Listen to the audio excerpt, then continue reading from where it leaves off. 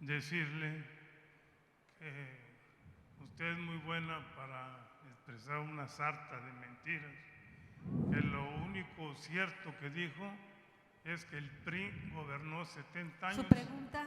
¿Cuál es su pregunta concreta? Y se equivocó nomás por un año porque fueron 71.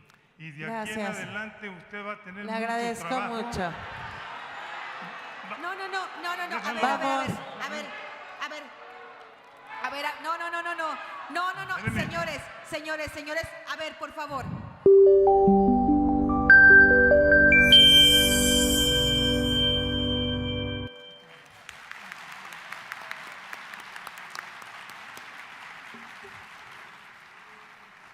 Bueno, pues la verdad es que estar siempre aquí en la FIL es muy emocionante.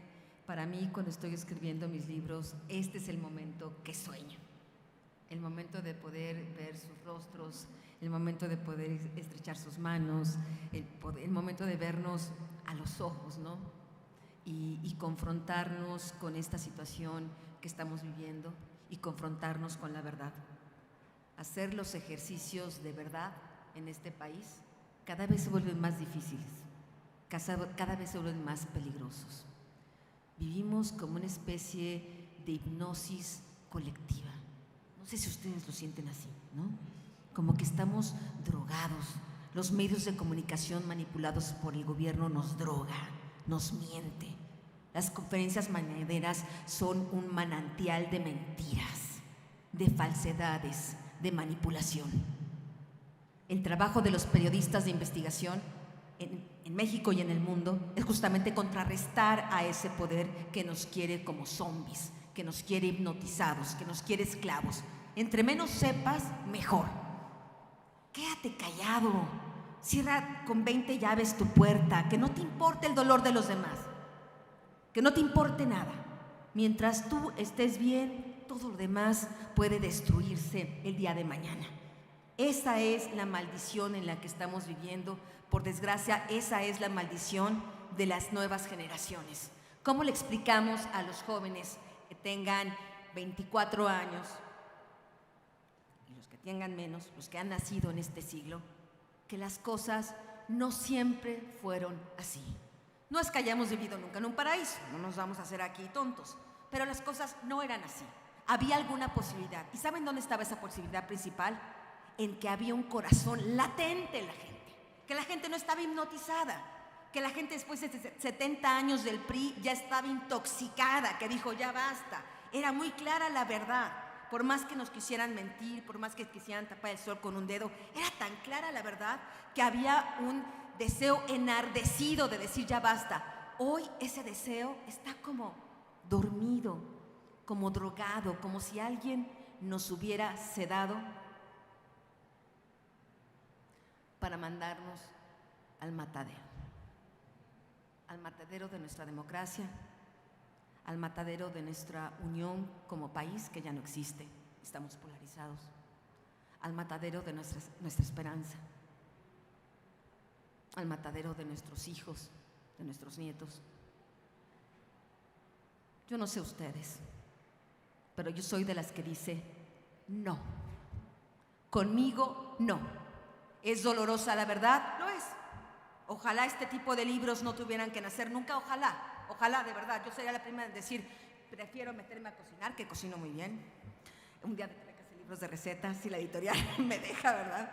Pero claro que me gustaría tener otra vida.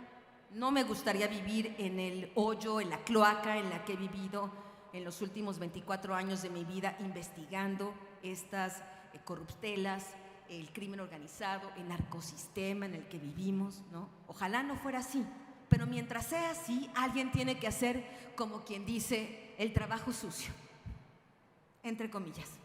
Alguien tiene que ir ahí, nadar ahí, escuchar esos testimonios, descubrir las mentiras para venir a decirlas en foros como este. Eso me ha generado el odio consecutivo de cada presidente de la República que ha gobernado en este siglo. La primera presentación en la FIL fue un libro que se llamaba La familia presidencial, que revelaba las corruptelas de Vicente Fox y su esposa Marta Sagún. Y así vino el libro de los cómplices del presidente, vino el libro de los señores del narco, vino el libro de la verdadera noche de Iguala, vinieron muchos otros libros, hasta llegar aquí. Cuestionar al poder presidencial es fundamental. Mientras vivamos en esta república retrógrada presidencial, no hay de otra. De verdad, deberíamos de estar pensando que es la muerte, es el momento de enterrar al poder presidencial y estar buscando otros modelos de desarrollo democrático y político en este país. El sistema presidencial, no solo en México, en el mundo, está fallando, no funciona más. Es demasiado poder para un solo hombre o para una sola mujer. En México, ¿qué ha hecho ese poder presidencial en lo que va de este siglo? Para no irnos muy lejos y llegar al punto de lo que estamos aquí. Lo que ha hecho ese poder presidencial es entregarse al crimen organizado. Lo que ha hecho ese poder presidencial es vendernos como reces a criminales como el Chapo Guzmán, como Ismael El Mayo Zambada, como Arturo Beltrán Leiva, como el Cártel Jalisco Nueva Generación, que aquí conocen bastante bien esta lacra que significa, etcétera, etcétera. Y es el momento de poder desmenuzar, hacer una especie de autopsia de este poder presidencial, partirlo en dos y mostrarlo con toda la crudeza que es. Y si bien es cierto, descubrir las corruptelas de Vicente Fox, de Calderón, de Peña Nieto, pues siempre fue algo difícil, ¿no? Encontrar las pruebas, encontrar los testigos. Pero yo lo confieso abiertamente, no tengo miedo de decirlo, no me da vergüenza decirlo. Encontrar lo que encontré sobre Andrés Manuel López Obrador es algo que no me esperaba. No sé ustedes, yo honestamente no me lo esperaba. Todo nació, y comenzamos con el PowerPoint en la primera hoja. Todo nació en el 2019, cuando escribiendo el libro El Traidor, el diario secreto del Hijo del Mayo, que también venimos a presentar aquí en su momento, investigando los contratos que tenían los gobiernos federales con las empresas del Mayo Zambada, pues yo hice una solicitud a través de la ley de transparencia y me esperaba que efectivamente pues Calderón, Peña Nieto iban a tener contratos con empresas del Mayo Zambada. ¿Cuál fue mi sorpresa? Que también tenía contratos el gobierno de la Cuarta Transformación, de los que habían dicho que adiós a la mafia del poder, que fuera la corrupción, que fuera los pactos secretos, etcétera, etcétera. Yo me pregunté, ¿esto significa algo? Venía entonces esta política de abrazos y no balazos, que esto no sonaba bien, ya olía un poco mal, ¿no? Algo se estaba pudriendo ahí, algo o había nacido podrido, ¿no? Y de pronto esta pestilencia suavemente empezaba a llegar a las narices y decía uno, aquí no están las cosas bien. Después liberan a Ovidio en el 2019, después va el presidente Andrés Manuel López Obrador a legitimar al crimen organizado para saludar a la mamá del Chapo Guzmán, que para aquí la gente lo normaliza de una manera, no sé qué es más escandaloso, debo decir. Si el saludo del presidente a la madre de un criminal de la magnitud de el Chapo Guzmán, o que la gente se lo tragara, que la gente no le reclamara. No sé qué es más indignante, yo todavía tengo que luchar con eso, tengo esa pregunta en mi cabeza, en mi alma, ¿no? ¿De qué me indigna más? ¿A este corrupto cínico o a la gente que simplemente está de nueva cuenta en este trance de hipnosis? Y es ahí cuando me encuentro sentada en una sala muy elegante en la Corte de Distrito Este de Nueva York en el año 2020. Eran los tiempos del COVID, cuando nadie podía viajar. Se acordarán que Estados Unidos cerró totalmente sus fronteras, etcétera, etcétera. Ustedes se preguntaban, ¿yo por qué estaba ahí? Yo estaba ahí porque el Departamento de Justicia de Estados Unidos había pedido mi ayuda para el caso de Genaro García Luna, que como ustedes saben fui la periodista que lo descubrió, lo denunció y arriesgué mi vida por eso. Cuando el Departamento de Justicia me pidió mi ayuda, yo dije sí, porque iba a contribuir con cualquier tipo de justicia que pudiera generarse en torno a este criminal. Si me lo hubiera pedido el gobierno de México, hubiera dicho que sí. ¿Ustedes creen que alguien me lo pidió? ¿Creen que López Obrador me lo pidió? ¿Cree que alguien en este país quería juzgar a García Luna? No, y les voy a decir por qué. De eso trata un poco esta historia secreta. Bueno, pues ahí sentada en la sala del juez, del fiscal, me entero que había habido una investigación abierta en la Corte de Distrito Sur de Nueva York contra Andrés Manuel López Obrador y su campaña presidencial. Habían descubierto, la agencia antidrogas DEA, que desde el 2005 Andrés Manuel López Obrador comenzó a recibir dinero del cártel de Sinaloa para su campaña presidencial, que en 2006 recibió más dinero que el propio Andrés Manuel López Obrador. No crean que estamos hablando del típico caso en que los narcos van y quieren conquistar al candidato y que están pidiéndole, pues, acepten nuestro apoyo. No. Aquí en este caso, y eso me lo dijeron autoridades del gobierno de Estados Unidos, y después lo pude saber reconstruyendo los hechos con los propios protagonistas de la historia, narcotraficantes que estuvieron presentes ahí, de que en este caso quien pidió el dinero fue López Obrador. Mandó a 2 integrantes de su equipo en un encuentro que se llevó, pues, justamente ahí en Nuevo Vallarta a pedir este dinero. Quienes contribuyeron en este dinero fue Alfredo Beltrán Leiva, Arturo Beltrán Leiva, el Mayo Zambada, el Chapo Guzmán, Edgar Valdés Villarreal, alias La Barbie, estuvo Carlos Montemayor, estuvo Nacho Coronel, un narcotraficante importante aquí de Jalisco, y entre ellos hicieron esta colecta para darle este dinero. A mí me sorprendió esta situación que comentaba la DEA. Tuve acceso a un documento que se llama Operación Polanco y ahí comenzó mi recorrido para entender si esto que estaba diciendo el gobierno de Estados Unidos era real o no. Y lo que yo me encuentro es que no solo Andrés Manuel López Obrador recibió dinero del cártel de Sinaloa en la campaña del 2006, sino también en la campaña del 2012 y en la campaña del 2018. Empezamos por partes. Cuando hay gente como López Obrador que pregunta ¿y dónde están las pruebas? Las pruebas son muy claras. Número 1, las pruebas están ante nuestros ojos, ¿no? O sea, están todos los días. Habrá que solo ver cómo dejó el país o cómo está Sinaloa en este momento para entender cuáles son las pruebas, ¿no? Donde el gobierno declina ser gobierno porque la señora Claudia Sheinbaum no puede entrar a Sinaloa y poner orden, pues porque ella también es parte de este sistema criminal y recibió dinero en su campaña presidencial de las mismas 2 facciones que hoy están en disputas, de los Zambada y del Chapo Guzmán. Pero entonces estamos hablando de que cuando comienzo a investigar cuáles son las pruebas, hay pruebas específicas y fehacientes.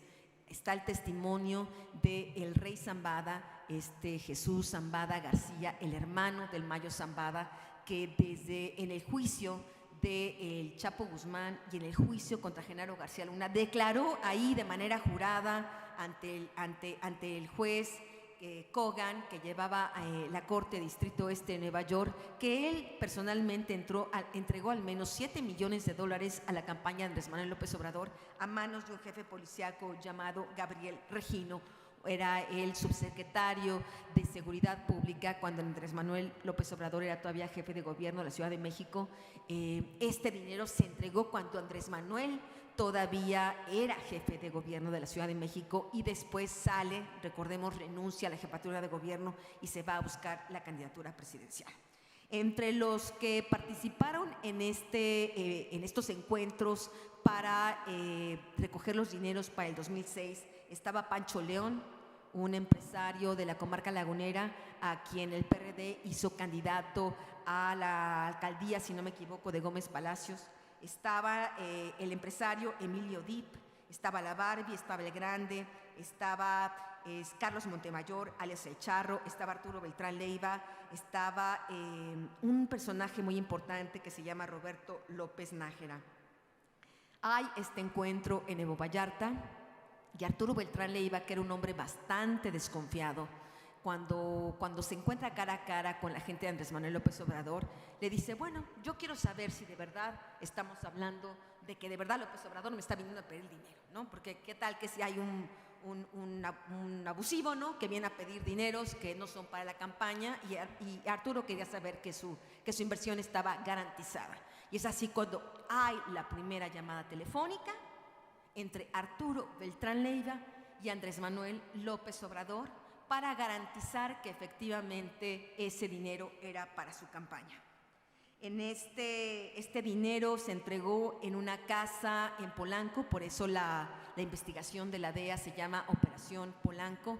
Ustedes recordarán que yo en enero justamente de este año presenté por primera vez esta investigación de la Operación Polanco, de lo que había investigado la DEA. Ese mismo día, 2 medios de comunicación de Estados Unidos, ProPublica e Insider Crime, publicaron exactamente la misma información horas después de que yo la publiqué. Y bueno, esto finalmente causó el primer cisma al gobierno de López Obrador. López Obrador nunca antes había perdido, la compostura, ¿no? Como que siempre había estado en un lugar cómodo. Esa situación de que se revelara por primera vez este secreto tan bien guardado durante tantos años lo sacó totalmente de su confort, y es así cuando en las calles de México comenzaron a corear el verdadero nombre que se merece López Obrador: narcopresidente.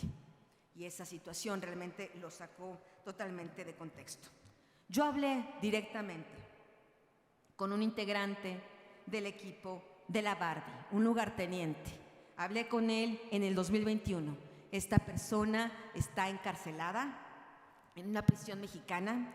Esta persona colaboró con el gobierno de México en diferentes casos y hablé directamente con él. Lo hice directamente y también lo hice a través de una abogada, de la abogada de este narcotraficante que ya estaba prisionero. Ella me ayudó a mandarle las preguntas que yo quería plantearle sobre Andrés Manuel López Obrador. Audio número 1. ¿Y tú sabes si tu jefe le dio dinero a la empresa, más bien de tu jefe de la organización, le dieron dinero a la campaña de López Obrador? En la de López Obrador, en la del 2020. Ajá, ¿por qué sabes algo? Sí, ¿sabes que sí? 25 millones de dólares. Ándate.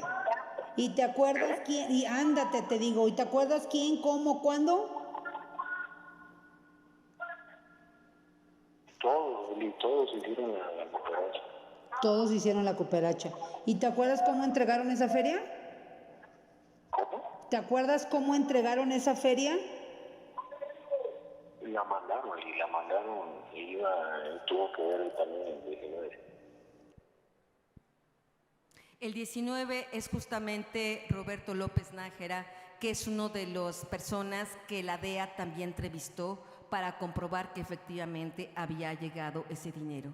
Lo que estoy tratando de explicarles es que independientemente de la investigación que hice la DEA, yo hice mi propia investigación para corroborar que efectivamente esos hechos habían ocurrido.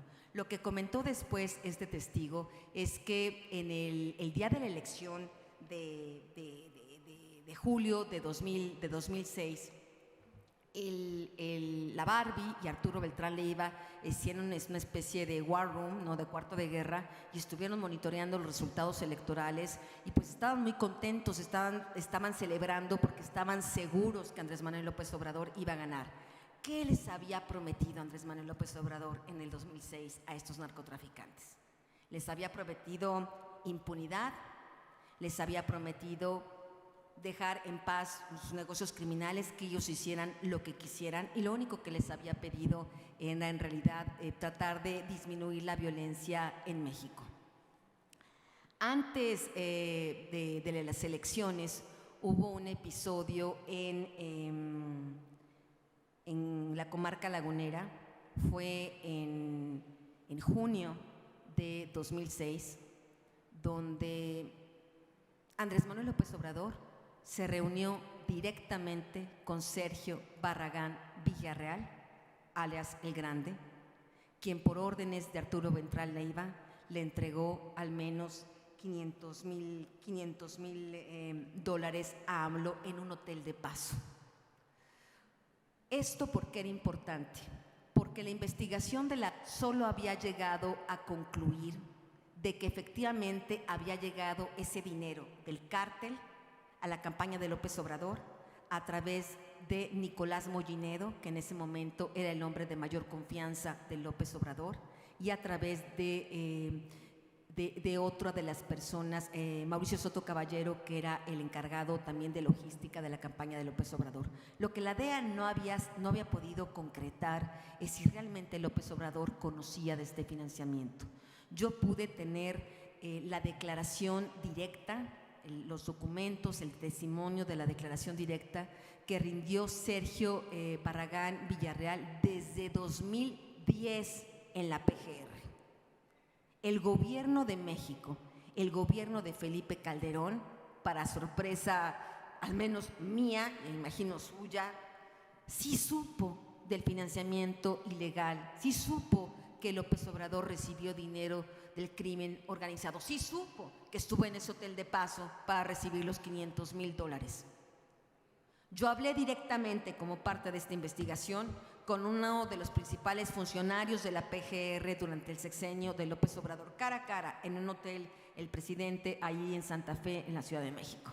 Y le pregunté, ¿usted sabía del financiamiento del crimen organizado en la campaña de López Obrador? Sí. ¿Cómo lo supo? Y esta persona me confirmó, lo dijo Sergio Barragán Villarreal, y estaban 2 integrantes de la DEA en esa misma oficina escuchando la confesión. ¿Por qué no hizo nada el gobierno de Calderón? Si se supone que eran archienemigos, ¿no? O sea, la historia que nos han contado todos, Calderón era archienemigo de Andrés Manuel López Obrador. ¿Por qué no se hizo nada? Y lo que me respondió es porque ese mismo día, en esa misma declaración, Sergio Barragán Villarreal declaró que también le había dado dinero a Genaro García Luna. Calderón lo que decidió sabía que si explotaba el escándalo de López Obrador, iba a explotar el escándalo de Genaro García Luna, y como que prefirió dejar como cerrada la caja de Pandora, decir, mejor aquí todos nos hacemos tontos, no existió ni una cosa ni existió la otra y basta. ¿Qué es lo que sucede? Cuando Sergio Barragán Villarreal es extraditado a Estados Unidos en 2012, él vuelve a repetir estas afirmaciones.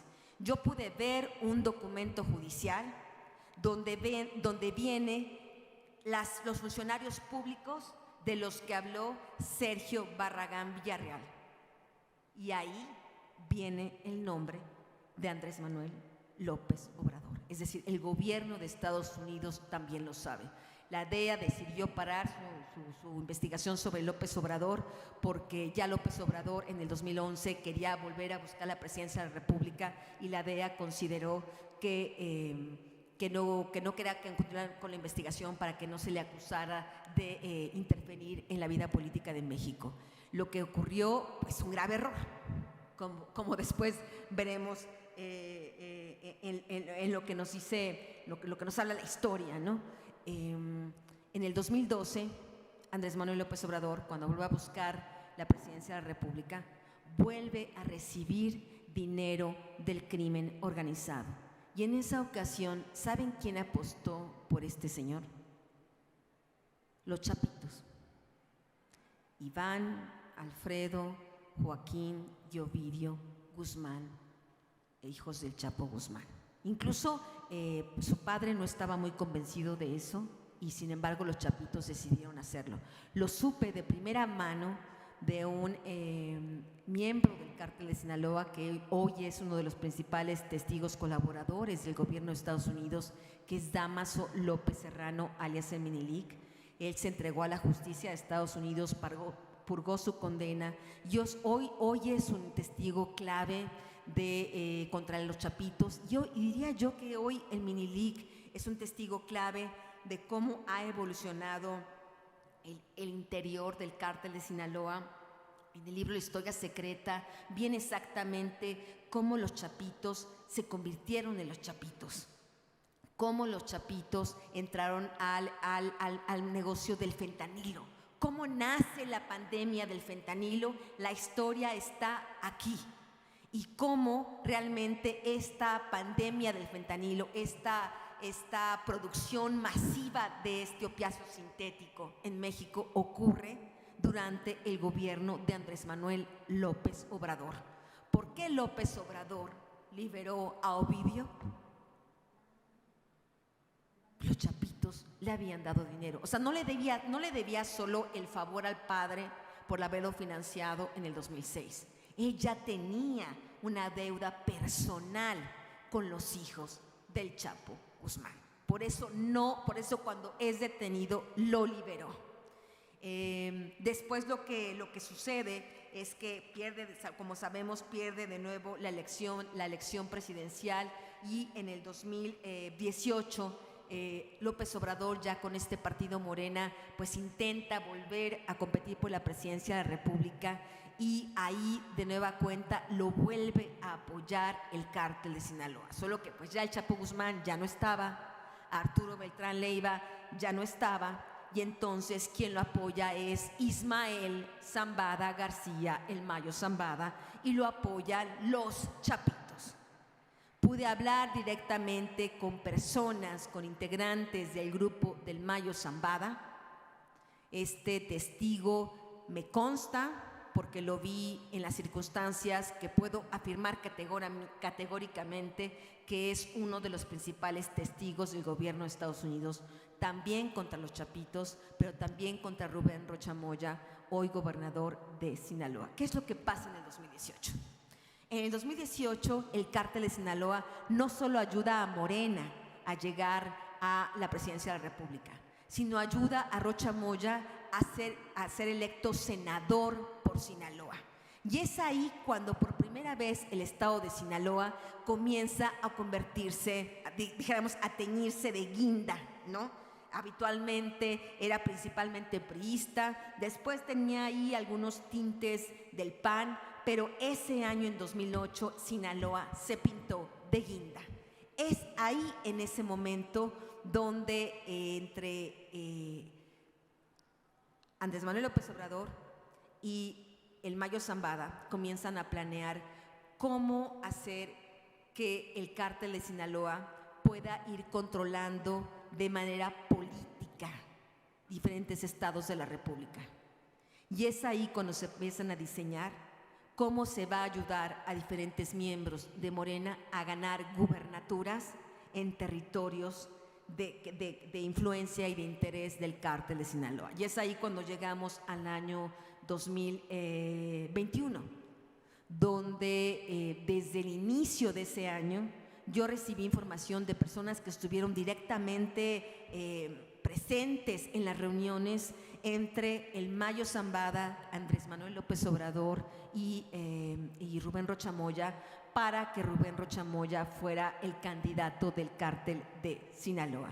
Rubén Rocha Moya también recibió apoyos y dineros de los chapitos, y es así como este señor se convierte en el primer, si se puede decir, en el primer narcogobernador morenista del estado de Sinaloa, con todas las consecuencias que eso implica. Después vino, por supuesto, Alfonso Durazo, el candidato de Sonora, y empezaron así a plagarse diferentes estados, llegaron a ser gobernados, ganaron gubernaturas Morena gracias a esa complicidad con el cártel de Sinaloa. En el año 2021, los chapitos no solo ayudaron a Rubén Rocha Moya económicamente, sino también lo ayudaron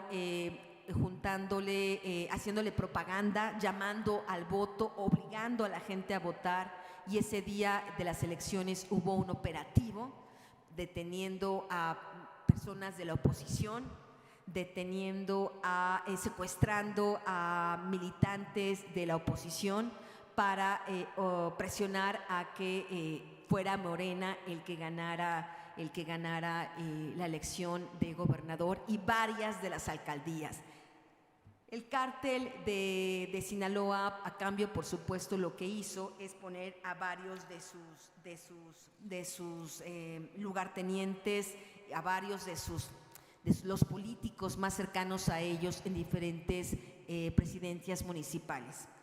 Y está el caso, por ejemplo, de Ana Karen Val Medina, que se convirtió en el 2021 en la primera mujer presidenta municipal del municipio de Elota. Cuando López Obrador, cuando la gente pregunta ¿y dónde están las pruebas? Pues ahí las están viendo ustedes. La señora Ana Karen Val Medina, de cachetito con López Obrador, muy cercana a Claudia Sheinbaum. Ana Karen Val Medina era la embajadora del cártel de Sinaloa, era la esposa de René Bastidas, alias el 00, uno de los principales lugartenientes del Mayo Zambada. El 00 pagó al menos $10 millones para que su esposa fuera presidenta municipal de Elota, y después era recibida, así como si fuera de verdad la primera dama del cártel de Sinaloa, en Palacio Nacional, y era recibida en los principales eventos de Morena, y era recibida por la propia Claudia Sheinbaum. Cuando la gente se pregunta ¿y dónde están las pruebas? Pues allí están los eventos públicos. El tema es no perder la capacidad de asombro. El tema es no porque estos sean cínicos, esto deja de ser escandaloso. Y creo que es uno de los peores fenómenos que ocurrieron en este sexenio. Era tal el cinismo, el desparpajo con el que se hicieron todas estas cosas, imagínense. O sea, estas fotografías circularon por redes sociales, ¿no? El cártel, por supuesto, pues estaban felices, ¿no? La embajadora del cártel recibida como gran señora en Palacio Nacional, ¿no? Y todo esto a la luz de todo el mundo, ¿no? Y este cinismo es lo que fue vacunando poco a poco a la Cuarta Transformación. Por eso, o sea, vino la liberación vinieron los abrazos no balazos, vino la liberación de Ovidio, vino el saludo a la mamá del Chapo Guzmán, y empezaron a ver todos estos episodios. Empezó el presidente a decir que el narco es pueblo, ¿no? Empezó a decir el presidente casi a hablar bien de los narcos, ¿no? Atacaba mucho a los periodistas, pero ¿cómo hablaba de manera muy gentil hacia los narcotraficantes? ¿Por qué? Yo no sé si nadie aquí se preguntaba a lo largo de todos esos años ¿por qué el presidente actúa de esta manera? ¿Está loco? ¿Es muy bueno? ¿Es muy tonto? No, él estaba comprado por el cártel de Sinaloa. López Obrador fue el caballo de Troya del crimen organizado.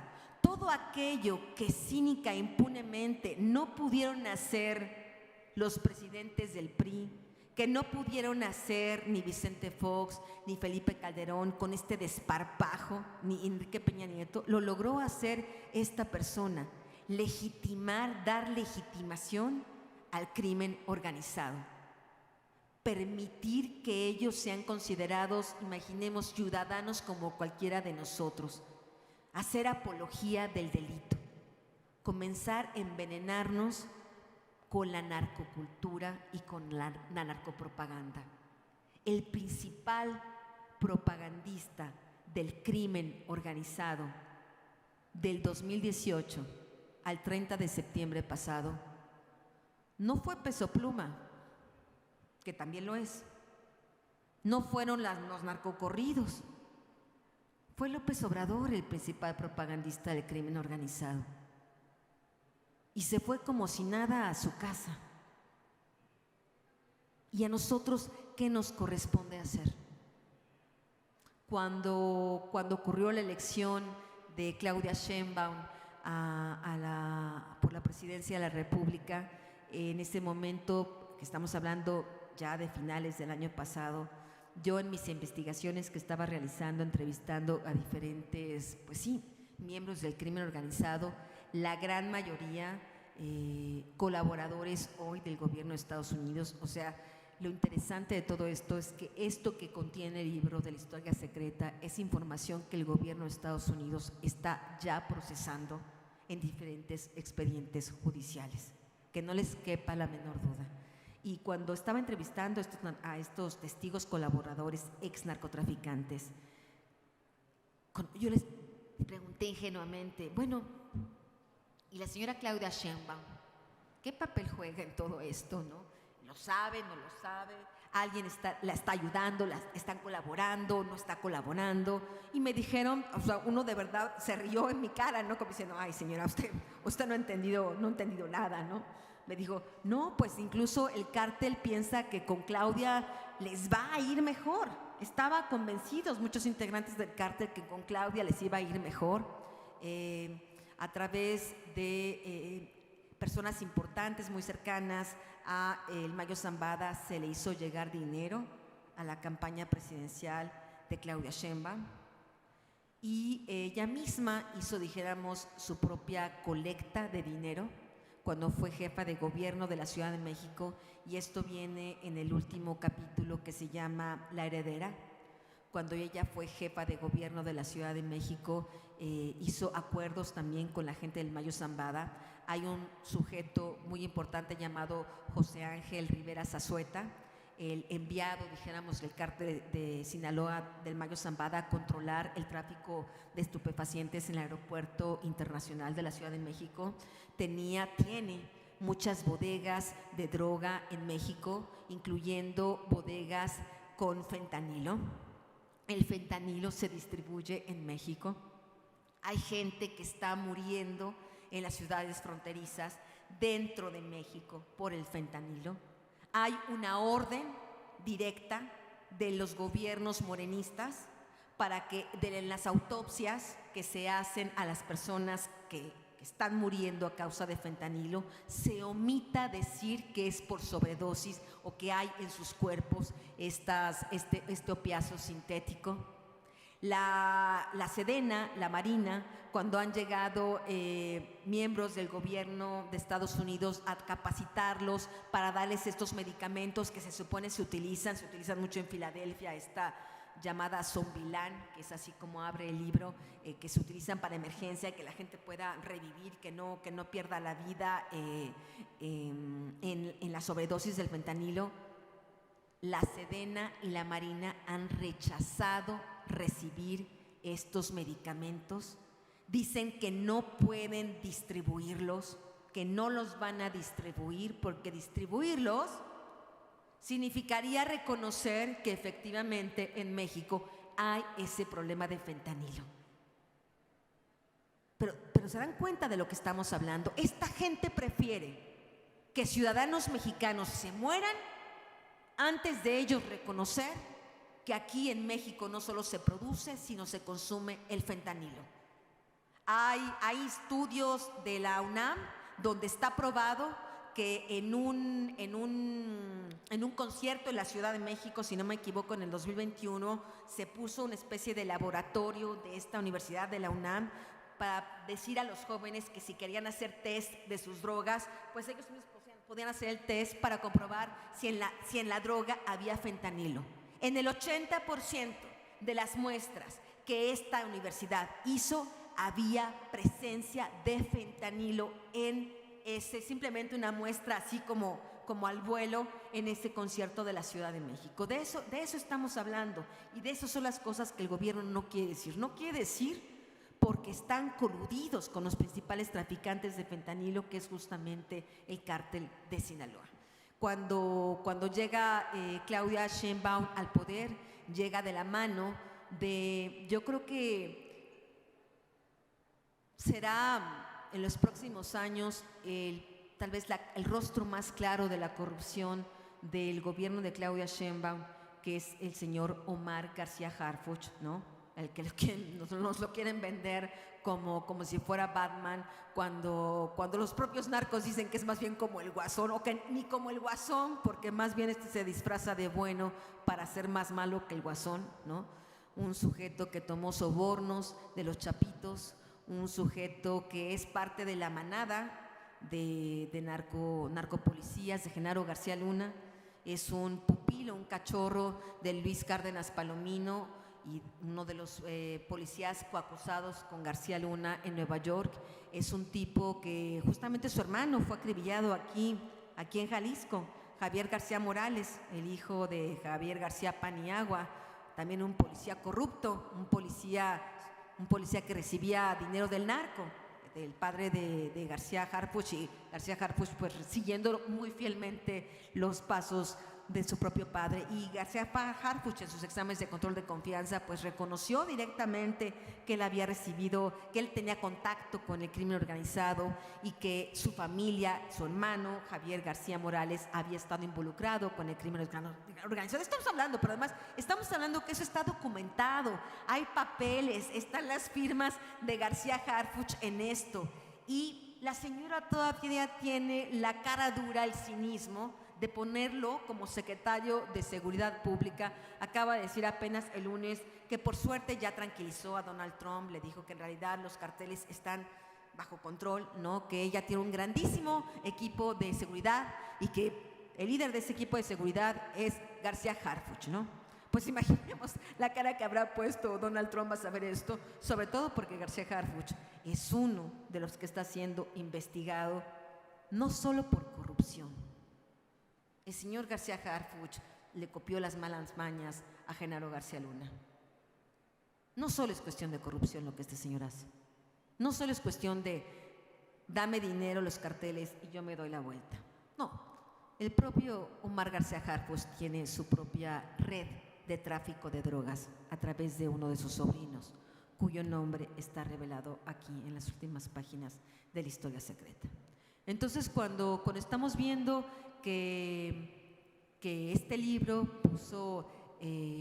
sacó de quicio al presidente de la República, cuando publiqué este libro, en vez de las loas, ¿no?, del presidente, empezaron los insultos, las persecuciones, la censura, me di cuenta perfectamente que había dado en el clavo.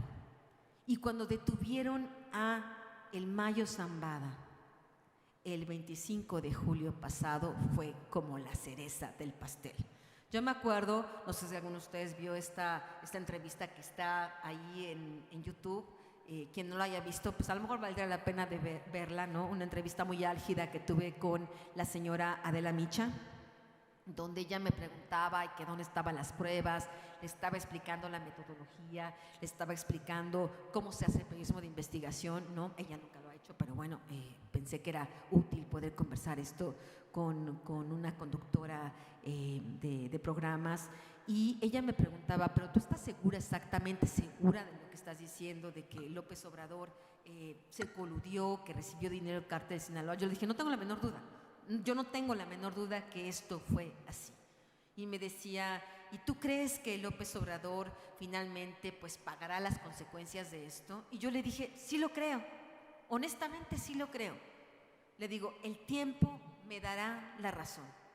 Lo que yo no esperaba, honestamente, es que el tiempo iba a transcurrir tan rápidamente, ¿no? Y ocurre la detención de el Mayo Zambada, y la cara, no sé si la vieron, de López Obrador al día siguiente estaba como le estaba dando un patatús, ¿no? Se podría decir coloquialmente hablando, ¿no? Estaba a punto del infarto, ¿no? El pobre hombre, primero 12 horas de silencio total, mutis, nada. Habían detenido a el narcotraficante más poderoso de México y el señor no dijo nada. Y cuando abrió la boca fue para decir, les juro que yo no fui, ¿no? Señor Mayo, le juro que yo no participé en esto. Nosotros no tuvimos nada que ver, o sea, como lavándose las manos de decir, por favor, ¿no? Y casi abogando para que se lo devolvieran, ¿no? Casi pidiendo explicaciones al gobierno de Estados Unidos de por qué se lo llevaron, ¿no? ¿Por qué se llevaron la estabilidad, ¿no?, del país, ¿no? Luego los acusó a los gringos de que por el que se llevaron al Mayo había guerra en Sinaloa, ¿no? O sea, ya entendimos quién gobierna Sinaloa, ¿no? Se llevaron al rey de Sinaloa, se llevaron al gobernador de Sinaloa, y entonces es por eso que después se queda hay esta inestabilidad en Sinaloa, ¿no? Entonces, yo lo que les puedo decir es que este libro fue un libro muy difícil de realizar. En todo momento me cuestionaba si iba por la ruta correcta. Soy una persona que duda todo el tiempo de todo. Soy una persona que me cuestiono todo el tiempo si esto que parece agua es agua, ¿no? O qué cosa es, ¿no? Y entonces hay que abrirla y probarla y saber si eso no es, para entonces escribir, sí, era agua, no solo una botella que parecía con agua, eso que tenía en su interior era agua. Eso es lo que pueden encontrar en el libro La Historia Secreta.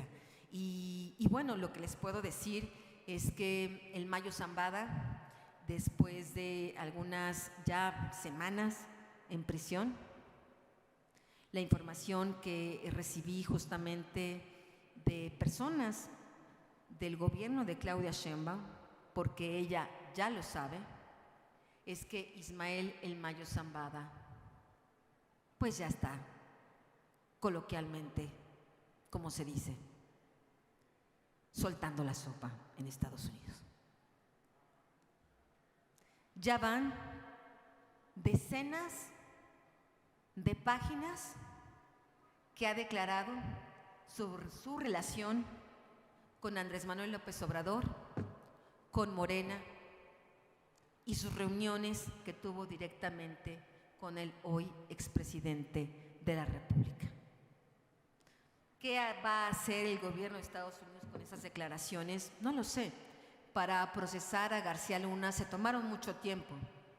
Yo revelé en el libro Los Señores del Narco que García Luna estaba involucrado con el cártel de Sinaloa con la misma metodología y de la misma forma que hoy estoy revelando esto. De hecho, curiosamente, dos de los principales testigos en contra de García Luna, que le entregaron dinero a García Luna, son los dos principales testigos que afirman haberle dado dinero a Andrés Manuel López Obrador. O sea, mientras Andrés Manuel López Obrador nos hizo creer que Genaro García Luna era su súper archienemigo, no nos dijo todas las conferencias que ese narcopolicía y que esos corruptos y todo eso. Bueno, en realidad eran del mismo equipo, eran del mismo bando, recibían dinero al mismo tiempo, en el mismo periodo de años por parte de los mismos narcotraficantes. ¿Por qué López Obrador, durante todo su mandato, nunca presentó cargos contra García Luna por narcotráfico? Nunca presentó cargos contra Felipe Calderón por narcotráfico. Nunca presentó cargos contra ningún funcionario corrompido con el narcotráfico por narcotráfico. ¿Por qué? Porque él era parte de ese sistema. Por eso les estoy diciendo que si algo es López Obrador, si algo lo podría definir, si lo pudiéramos decir, ¿qué es López Obrador? ¿Qué significa para este país? Yo lo que les diría es que es el caballo de Troya del crimen organizado. Estábamos viendo acá a Genaro García Luna y a Felipe Calderón y a Enrique Peña Nieto para que no viéramos acá cómo este caballo de Troya pues, se nos metía por la puerta de la cocina, ¿no? El problema es que este caballo de Troya, Andrés Manuel López Obrador, no se ha ido en realidad al poder. El problema es que sigue ahí y que el partido Morena es este mega caballo de Troya y que la gran mayoría de los gobernadores que hoy tiene Morena en diferentes estados de la República es gente que le debe la candidatura a el cártel de Sinaloa. Y uno de ellos es justamente el gobernador de Chiapas, que acaba de tomar posesión, donde hay testimonios directos de que él estuvo negociando con la gente del Mayo para que tomaran control de algunas zonas de Chiapas, pues cuando él era un ilustre político de ese estado. De eso estamos hablando. ¿Qué va a hacer el gobierno de Estados Unidos con estas declaraciones? Estábamos en eso. No lo sé. Decíamos que con lo de García Luna se tardaron mucho tiempo, pues se tardaron 9 años, ¿no? Yo publiqué esto en 2010, ellos lo detuvieron en 2019. ¿Qué hará Donald Trump con estas declaraciones sobre Andrés Manuel López Obrador? ¿Las van a procesar y se hará justicia? ¿O las utilizará como una espada de Damocles, ¿no? Como una especie de mecanismo de extorsión para Claudia Sheinbaum, para que esta mujer se arrodille a nuestro país, ¿no? Y termina haciendo lo que quieran? No sé, es una pregunta que hacerse. Pero más allá de lo que hará Trump o no hará Trump, la gran pregunta es, ¿qué vamos a hacer nosotros con ese narcosistema? ¿Cuál es la parte que nos toca? Yo creo que es momento, después de toda esta explicación, de preguntarnos qué parte de todo esto, en qué pequeña parte de todo esto, cada uno de nosotros es responsable. ¿En qué parte de nuestro cinismo? ¿En qué parte de nuestro desamor a México o al prójimo? ¿En qué parte de nuestra indiferencia? ¿En qué parte de nuestra crueldad? ¿En qué parte del pequeño, tal vez, Andrés Manuel López Obrador que vive dentro de nosotros? Porque al final de cuentas, este tipo de sujetos, este tipo de políticos despreciables, llegan ahí porque los votamos los mexicanos, llegan ahí porque la gente va a las urnas y votó. Entonces creo que hay una gran complicidad en diferentes sentidos de todos nosotros de lo que está pasando en México.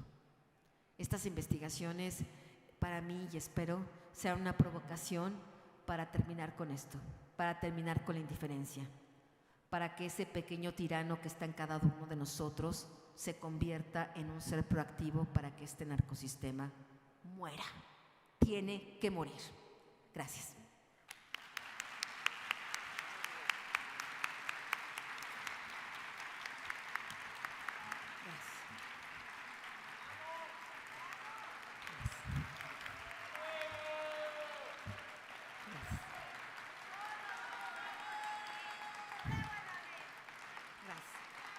Gracias, Camacho.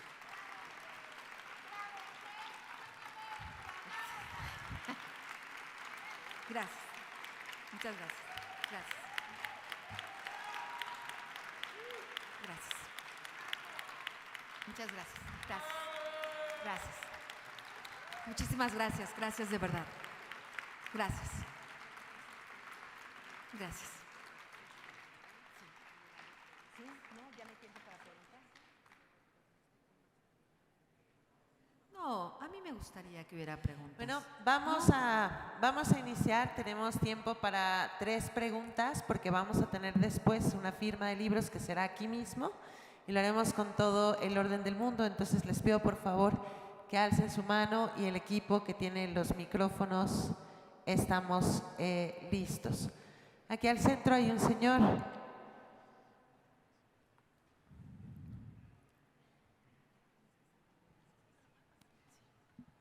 Solo les quiero pedir, y gracias Anabel, por el tiempo que tenemos les pido por favor que sean preguntas para poder respetar el tiempo que tenemos asignado para la firma y después para los siguientes eventos que tiene la feria. Adelante. Bien, gracias. Mi reconocimiento, admiración y respeto a Anabel de manera muy particular. Aquí estoy, perdón, aquí, para no tapar a nadie acá, perdón. Es de tipo más personal porque la pregunta que tenía en mente la respondiste y un poco desalentado me quedé con qué va a pasar, cuál es el desenlace de esto, ¿verdad? Todos tenemos un sueño y quisiéramos haberlo hecho realidad ya sabemos qué, de todo esto que está sucediendo. Pero es personal. ¿Cuánto más tiempo tienes tú en tu vida para seguir en este camino que has tomado de periodismo? Es una pregunta personal.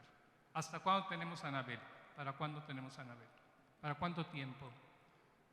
Adelante.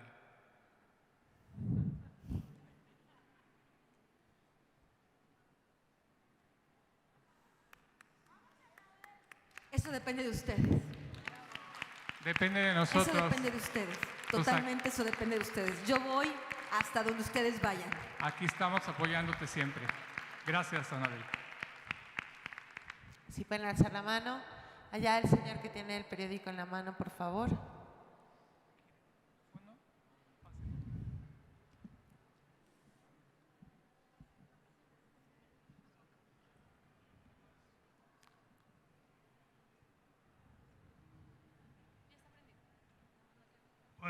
Bueno, pues más que pregunta es decirle que usted es muy buena para expresar una sarta de mentiras, que lo único cierto que dijo es que el PRI gobernó 70 años. ¿Su pregunta?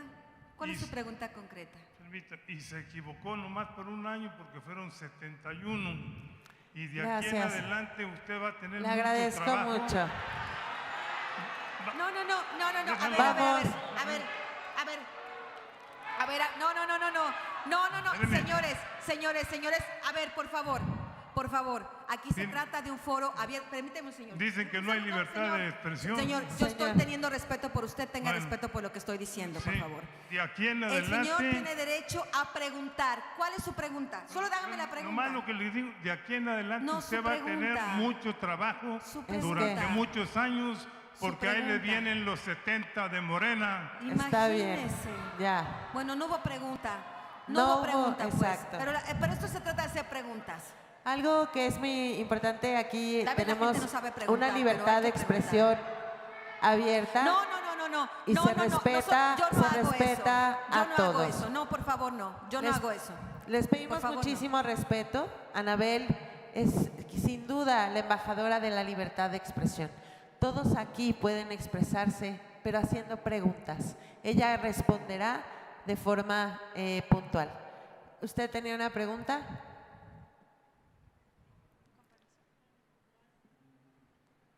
Primero que nada, mi admiración y respeto. Gracias. Cada semana es mi cita favorita todos los jueves. Y mi pregunta es, ¿qué Lo hice por el sentiste? podcast de Narcosistema. Lo Así hice es. por el podcast. Tenemos una sentiste? pequeña comunidad ahí. Así es. Esperada cada semana con ansias. ¿Qué sentiste cuando estabas ahí viendo la resolución de García Luna? Que me imagino que habrá sido satisfacción el ver el resultado de exponer tu vida ante tal situación. ¿Qué sentiste? Dios te bendiga, te cuida y te proteja siempre a ti y a tu familia. Muchas gracias. Amén. Muchas gracias por su pregunta. Gracias. Yo debo decir que ese día en particular a la prensa nos dejaron sentarnos en la silla del jurado. Entonces yo fui una de las periodistas que por casualidad, no fue una cosa predispuesta, fue una casualidad que me quedé justamente sentada en la silla del jurado cara a cara con Genaro García Luna. A este criminal casi se le va el aliento cuando me vio, ¿no?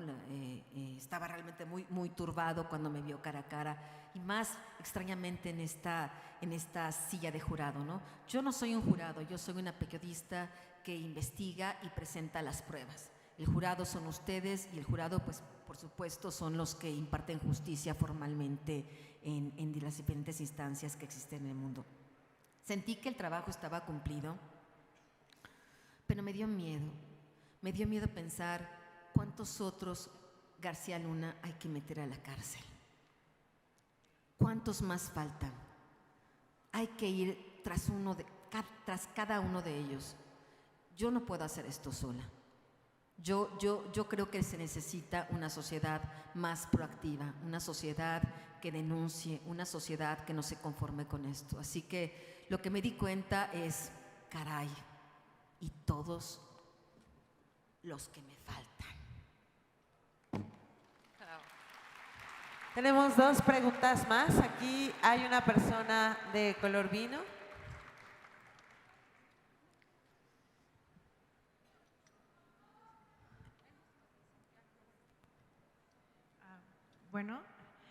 Bueno, primero que nada estoy muy emocionada. Gracias. Desde la semana pasada que anunciaste en Narcosistema que venías para acá, yo compré mi boleto. Yo vivo en Mérida. Vivo en Mérida casi desterrada en Monterrey. Perdón, estoy muy emocionada de verte. Eres una persona que lucha por todos los mexicanos sin vivir aquí en México, desterrada, como tú siempre has dicho. Tú aquí tienes tu hogar, tu casa siempre. Y la pregunta es, ¿cómo se ha ido desenvolviendo todo el asunto en cuanto a política y los narcos, ¿no? Todo el narcosistema que tenemos? ¿Tú crees que para que esto pueda quebrarse, para que pueda separarse la política con los narcos, tú crees que ellos lleguen a un punto de quiebre donde digan, ya basta, yo ya no voy, así como el Mayo en algún momento dijo, ¿no? Yo estoy cansado de trabajar para los políticos. ¿Tú crees que vaya a haber algún quiebre desde los Chapitos o desde el Narco en donde digan, ya estamos cansados de ustedes, Morena? ¿O de plano es un sistema que ya está tan armado que va a ser muy difícil, ¿no? Como imaginarnos ni siquiera el desenlace, ¿no? Ahorita me duele Sinaloa muchísimo y me duele más la indiferencia que hay en todos lados. Y pues esa es mi pregunta, ¿no? Yo creo que tu pregunta la respondió el caballero que por desgracia se fue, pero él muy sabiamente la respondió. ¿Por qué duró 70 años de gobierno el PRI? Por este pacto criminal.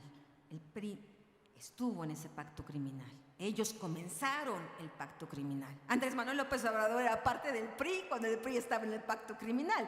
No es que haya salido ahí de un huevo virgen en las Amazonas, ¿verdad? No, el señor salió de ese partido putrefacto, pues porque desde ahí, por desgracia, donde hasta ahora han emanado prácticamente los principales políticos de este país. Ese es parte del cáncer. Emana mucho de ahí.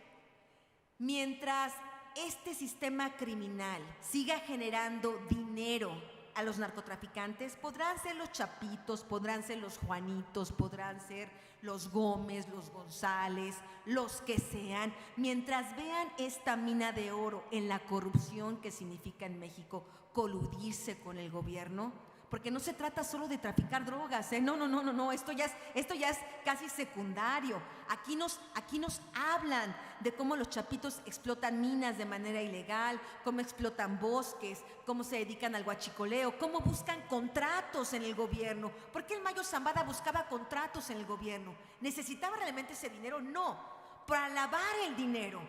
Porque si el gobierno le da contratos y él le mete dinero, ese dinero se lo están lavando y se lo están legitimando. Mientras esto exista, mientras partido Morena, se preste a esto, ahí lo dijo el señor, ¿no? Casi, ¿qué será? Como adivino, ¿no? Nos leyó el futuro de México, el ilustre señor, ¿no? Qué lástima que se fue, porque nos debería de explicar y cómo le hacemos, ¿verdad?, para que eso no pase. O sea, no es una broma. No es una broma.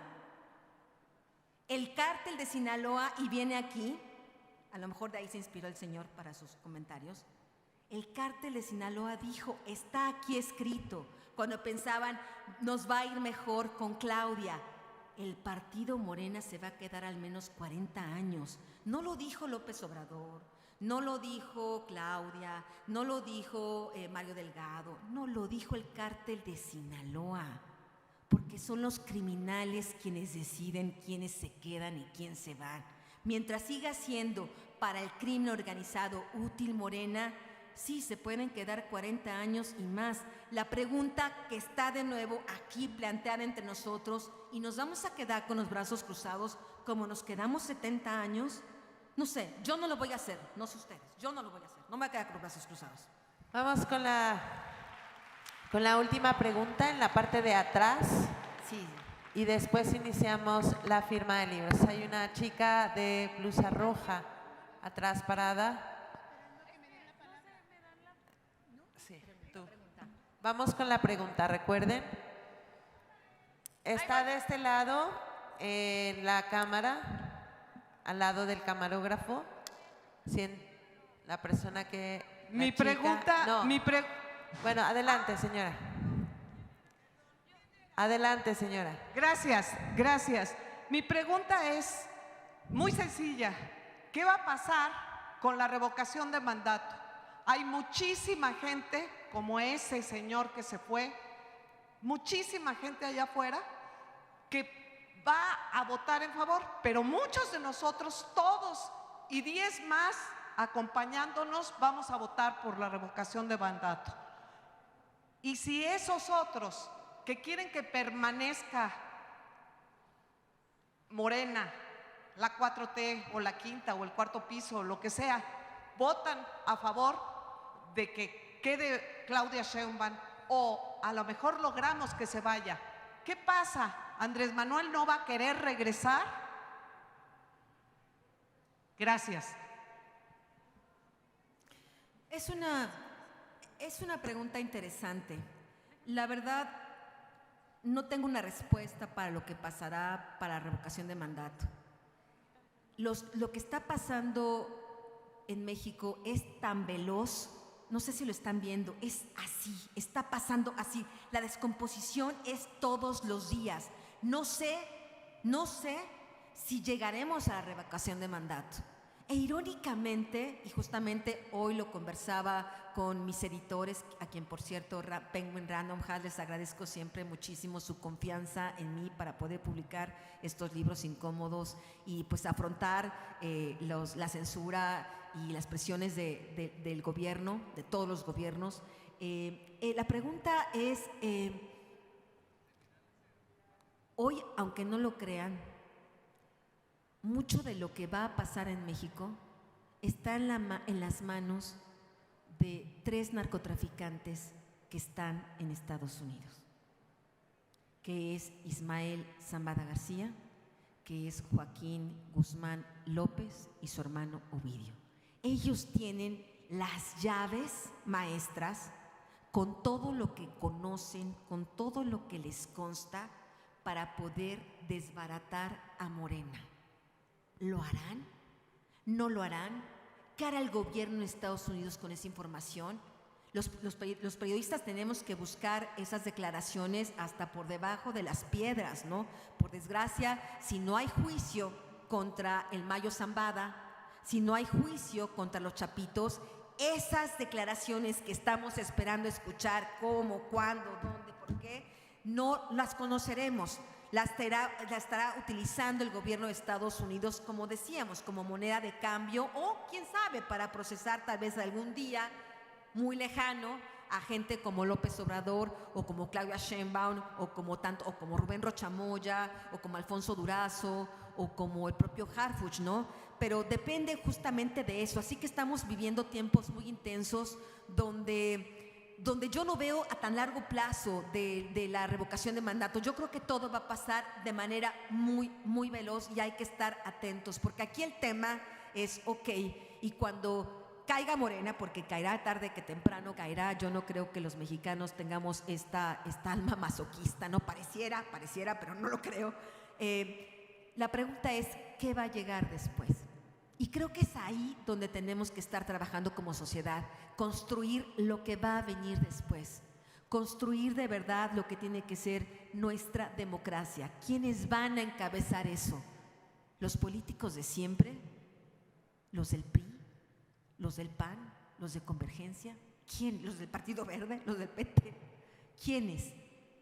Yo creo que debemos de ser nosotros. Yo creo que es el momento en que los ciudadanos tenemos que subir al poder y tratar de cambiar las reglas del juego, cambiar el sistema presidencial, regresar a las instituciones que hoy están desmantelando, mejorar el poder judicial, regresarlo a como estaba y por supuesto mucho mejorarlo porque tenía muchas fallas, resolverlas no es lo que hicieron, etcétera, etcétera. Creo que somos los ciudadanos los que tenemos la batuta en esta historia y creo que tenemos que empoderarnos. Creo que el problema que falta a los mexicanos es empoderarnos. De verdad, un día les voy a contar mi historia. Y yo creo que tal vez no haya una mexicana más pequeña y no haya una mexicana que haya sufrido tantos tipos de violencia durante casi toda mi vida como yo. Y estoy aquí porque creo que yo no voy a aceptar ser la víctima de nadie. Tampoco quiero ser la victimaria. No voy a ser la víctima de nadie. Pero quiero luchar. Quiero levantarme y luchar cada día. Espero que al menos eso quede de esta conferencia.